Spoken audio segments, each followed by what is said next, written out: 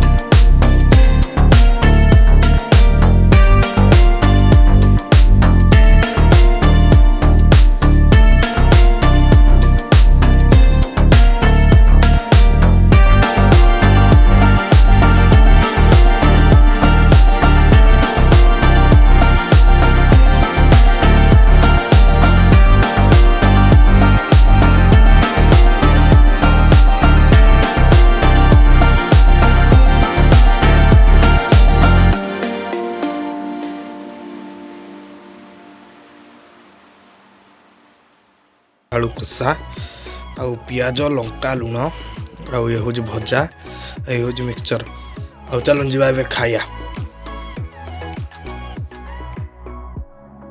एबे 4टा बेल हो जाए मु खेलिया चली आम बिल को जेहेतु कि आम फील्ड रे अधिका घास फास उठी जाइए आम गाँ पिला माने गोटे बिल चांचीचु आउ से बिल रे आम एबे खेलिया पे आसी जाइजु। चलो जीवा देखिया खेल केमिति कौन होउजी। आपण माने देखि पारुथिबे ये होउची शंभुनाथ जी की एबे बॉलिंग करिया पई पड़िया रे बाहरी पड़ती। आपण मानक बैट्समैन को देखा जी कि ये होउछंती हमर बैट्समैन जहाँकर नाम पिंटू जी की निजको संबोधन करी कहउछंती MS धोनी। आउ जेतेबेले से बॉलिंग करती से पथिराना बोली भाभी नियंती। एबे मु कहबी आ शंभुना को जे बॉल पकेबे केमी देखिबे पिंटू हमर MS धोनी छक्का मारुछंती।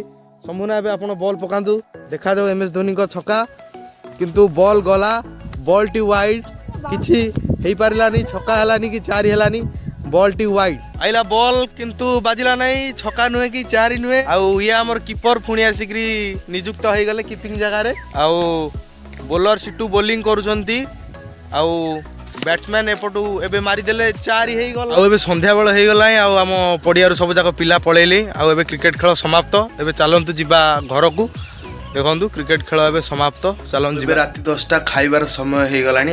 आज रातिर खाइबार अच्छी अकुली पिठा बड़ियालू कषा जहाँकि आपण मैंने ये आपण मानू देखा जहाँकि हूँ आज बड़ियालू कषा आठार अच्छी आज चकुली पिठा। चलते ए खाइबा आउ पुणी काली सुप्रभात देखा। जय जगन्नाथ।